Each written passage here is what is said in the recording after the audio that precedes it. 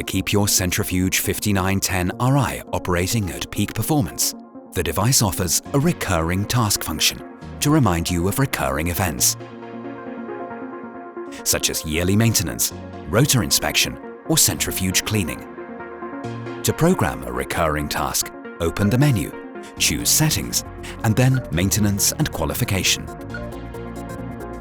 There you can see the recurring task function, which already contains 2 recurring tasks. To add a new task, tap Add and enter a task name. For example, Clean Centrifuge.